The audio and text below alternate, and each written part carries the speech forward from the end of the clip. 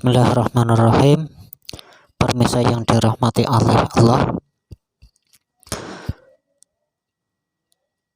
Bismillah, alhamdulillah, wassalatu wassalamu ala rasulillah wa ala alihi wa sahbihi wa mawalah, wa la hawla wa la quwata illa billah, amma ba'du.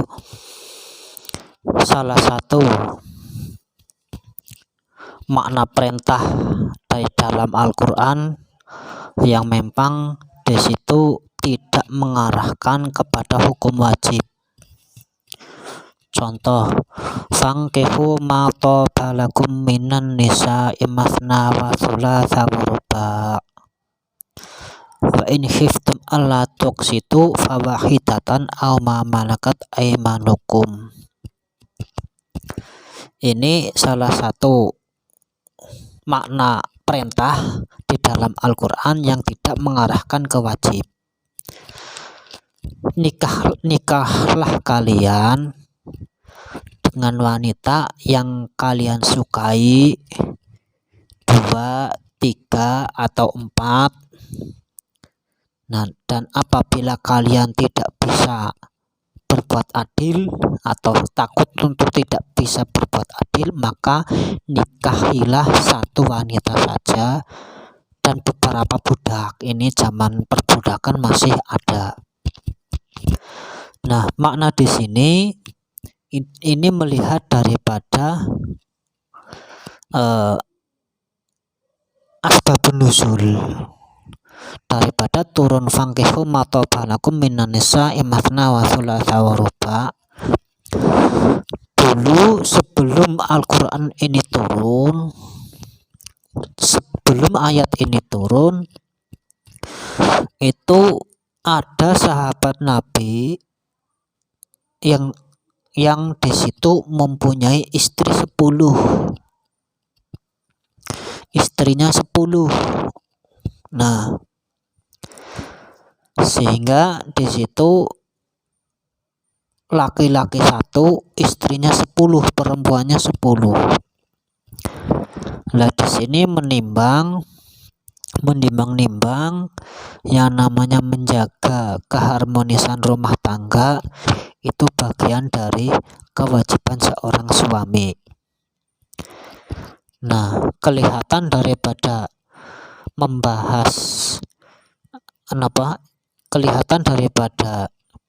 mempunyai istri 10 ternyata kewalahan. Akhirnya turun fankihu ma taba lakum minan nisa'i mathna wa thulatha wa ruba'. Setelah itu Nabi memanggil sahabatnya itu yang mempunyai istri 10. Nangannya Nabi ditanya, kamu punya istri berapa?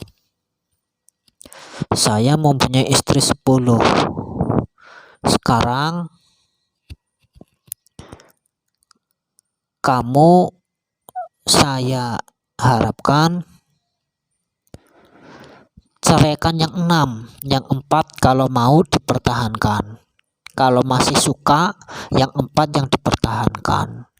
Akhirnya terjadilah di situ yang 6 diceraikan, terus yang dipertahankan 4.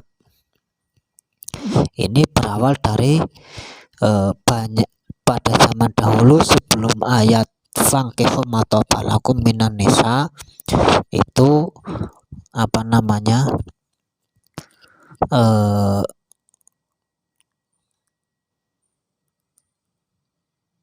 banyak sahabat-sahabat yang istrinya 10. Nah, melihat daripada fankihu, makna daripada fankihu ma taba lakum, ini perintahnya bukan perintah yang wajib atau bukan sunat.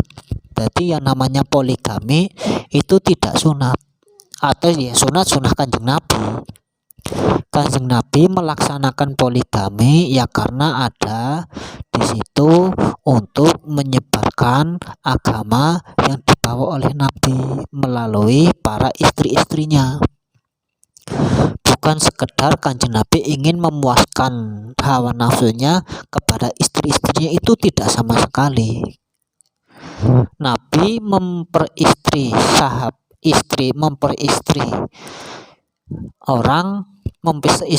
wanita lebih dari 4 ya memang Di situ ya dalam rangka yaitu itu ada kekhususiaan kepada Nabi. Khususiah Nabi memiliki istri lebih dari 4. Nah, ini tidak bisa disamakan dengan kita sebagai manusia biasa. Fungsi tujuan daripada Nabi secara tersirat, tujuan daripada Nabi memperistri lebih dari 1, ya di situ salah satunya untuk menyebarkan Islam melalui istri-istrinya.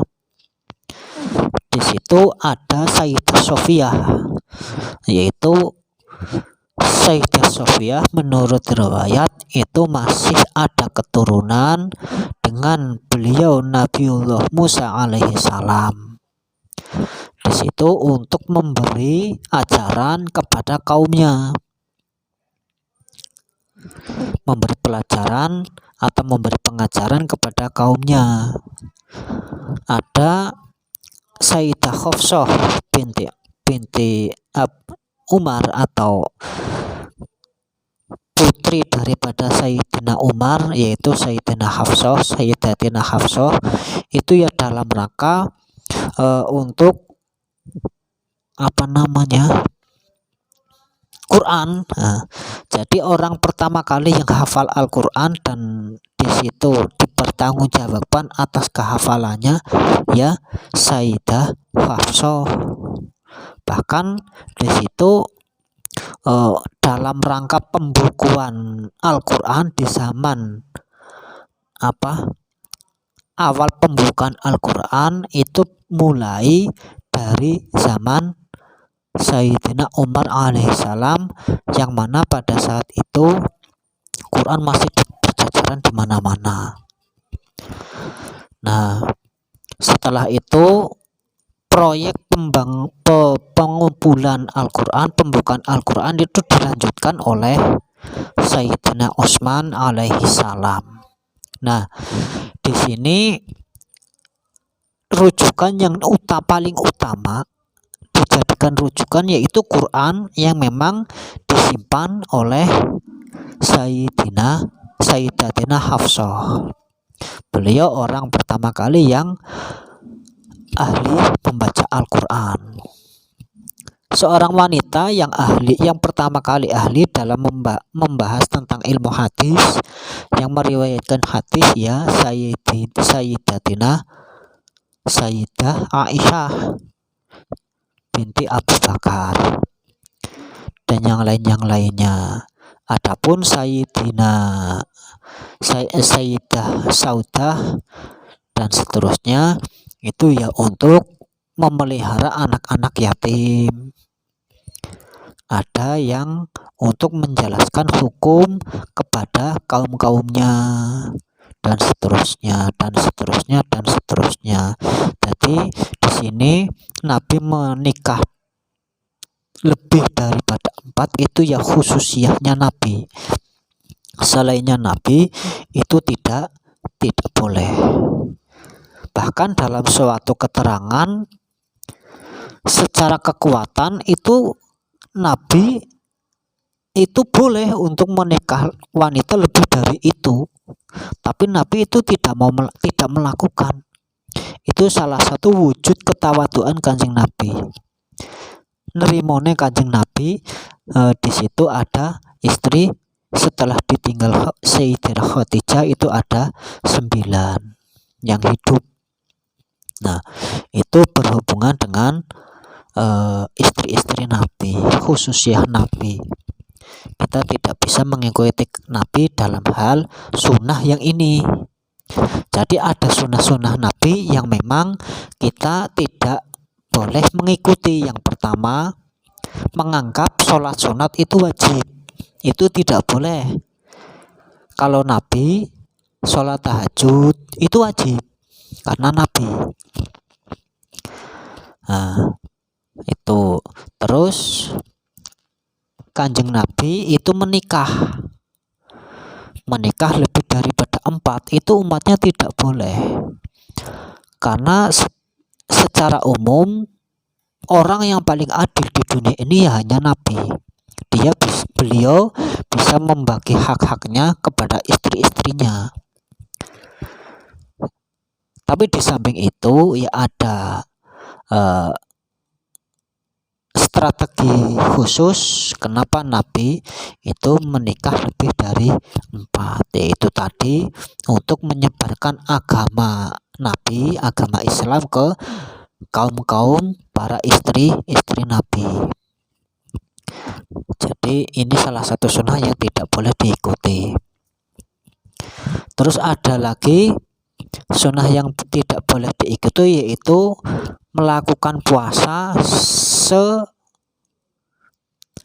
selama-lamanya. Nah, ini juga tidak boleh. Ya, karena kemampuan manusia umat Kanjeng Nabi itu beda dengan kekuatan Nabi. Kekuatan secara jasmani itu tidak kuat mengikuti apa yang menjadi sunnah Nabi. Kekuatan Nabi tidak kuat, sehingga ya bisa dikatakan sekuat-kuatnya kaumnya Nabi Muhammad SAW, umatnya Nabi Muhammad SAW tidak sekuat Nabi. Bahkan Kanjeng Nabi dalam suatu keterangan jarang sekali makan itu masih kuat, bahkan sampai belikatnya itu ditali pakai menggunakan batu, di baku dirangkai terus dibuat tali, itu masih kuat untuk menahan perutnya agar tidak merasa lapar. Demikian, itu salah satu perintah yang memang tidak wajib untuk kita lakukan. Juga tidak sunnah. Nikah poligami itu tidak sunnah. Kalau bagi Nabi itu sunnah. Sunnah Nabi, tindak lampah. Makna sunnah kan tindak lampah Nabi. Kalau untuk umatnya tidak sunnah, itu hanya dikatakan boleh untuk nikah lebih dari 1, dengan catatan di situ bisa adil. Kalau tidak bisa adil, ya satu saja, yang penting di situ kita bisa menjaga keharmonisan rumah tangga yang memang menjadi tanggung jawab kita sebagai para suami. Demikian apa yang bisa saya sampaikan, kurang lebihnya mohon maaf. Billahi taufiq wal hidayah. Assalamualaikum warahmatullahi wabarakatuh.